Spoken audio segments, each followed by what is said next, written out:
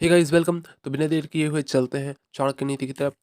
तो आचार्य बोलते हैं कि यदि कुल विद्याहीन है तो उसके विशाल और बड़े होने से कोई लाभ नहीं।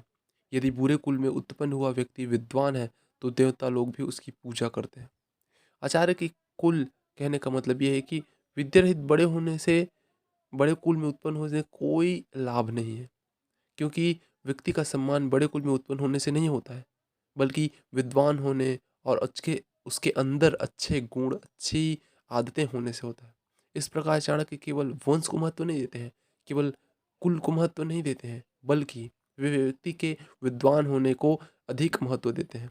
उनका कहना है कि यदि नीच कुल में उत्पन्न हुआ व्यक्ति भी विद्या और गुणों से युक्त है, लिप्त है, तो सभी लोग उसका सम्मान करते हैं। याद रखिए, रावण भी उच्च कुल में उत्पन्न हुआ था, लेकिन दुर्गुणों के कारण आज रोज जलाया जाता है, सॉरी, प्रत्येक वर्ष जलाया जाता है, राइट। तो उच्च नीच कुल ऐसा कुछ नहीं होता, होता है तो सिर्फ एक चीज कि आप विद्या से लिप्त हैं या विद्याहीन है, राइट। इस संसार में विद्याहीन इस संसार में विद्या की प्रशंसा होती है, विद्याहीनों की नहीं। विद्वान को ही आदर, सम्मान, धन, धान्य सब चीज़ की प्राप्ति होती है। इसका मतलब है स्किल। अभी के डेट में आपके अंदर अगर स्किल है, आप अगर चीज़ें करना जानते हैं, आप अगर मेहनत करते हैं, तो ही आपको हर चीज़ मिल सकती है। प्रत्येक वस्तु की प्राप्ति विद्या द्वारा ही होती है और विद्या की सब जगह पूजा होती है। विद्या का मतलब है सीधा-सीधा कि आपको कार्य करना है, without without any delay, right. अगर आपके दिमाग में कोई चीज़ है, तो उसको प्रेज़ेंट करने के लिए आपको आगे बढ़ना होगा। आपको वो करना होगा जो रियल में इस वर्ल्ड में आप ला सकते हैं। देखो, 2 चीज़ें होती हैं। एक तो सबसे पहले जो चीज़ आप सोचते हैं वो आपके दिमाग में बनती है, उसके बाद सामने आप उसे स्थिति नए रूप में ढालते हैं, रियल में, राइट। तो अगर आप इस बीच इन दोनों पर कोई भी कार्य नहीं कर रहे हैं, आप अपने दिमाग पे कार्य नहीं कर रहे हैं या आप सामने कुछ करने पे कार्य नहीं कर रहे हैं, तो दोनों असमान हो जाती है और आप आगे सफलता प्राप्त नहीं कर पाएंगे। आचार्य नेक्स्ट बोलते हैं कि मांस खाने वाले, शराब पीने वाले, मूर्ख और निरक्षर मनुष्य रूपी पशुओं के भार से यह पृथ्वी पीड़ित और दुखित रहती है। देखिए, मांस खाने वाले, शराब पीने वाले व्यक्ति यह सोच भी नहीं पाते कि कौन सी वस्तु खाने योग्य है और कौन सी नहीं, क्योंकि वो एक नशा सा हो जाता है उनको।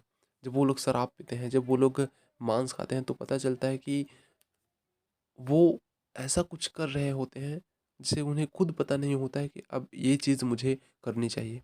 इस प्रकार मूर्ख और निरक्षर व्यक्ति रूप रंग में तो मनुष्य के समान होते हैं, परंतु वह पशु के समान इस पृथ्वी का भार है, और अर्थात उनमें इस संसार का कोई उपकार नहीं होता।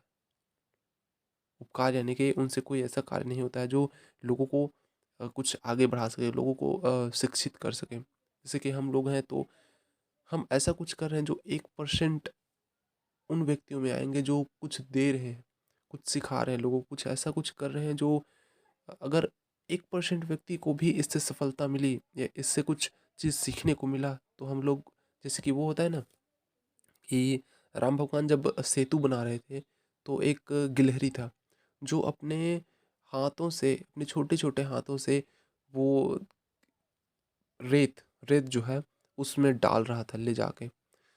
तो भगवान राम बोलते हैं कि एक छोटी गिलहरी कितनी मदद कर पाएगी, लेकिन फिर उन्हें पता चला कि उसकी मंशा क्या है, उसका कितना बड़ा सोच है। तो एक छोटी सी गिलहरी भी, एक छोटी सी कार्य भी अगर आप सही तरीके से करते हैं, सही दिशा में करते हैं, तो बहुत ही महत्वपूर्ण है, राइट। तो हम उस महत्व की ओर, उस कार्य की ओर जा रहे हैं जो सबसे ज़्यादा महत्वपूर्ण है। इसी तरह निरक्षर व्यक्ति इसमें बताया गया है इस श्लोक में, कि जो व्यक्ति अ, धन धान्य से परिपूर्ण है लेकिन निरक्षर है, जिसको शिक्षा का भी नहीं पता, तो वो इस संसार में किसी का उपकार नहीं कर सकता, वो एक पशु के समान है। ऐसे लोगों को पशु कहना पशुओं का अपमान भी है, राइट। तो चलते हैं, नेक्स्ट वीडियो में मिलते हैं। आप देखते रहिए चाणक्य नीति।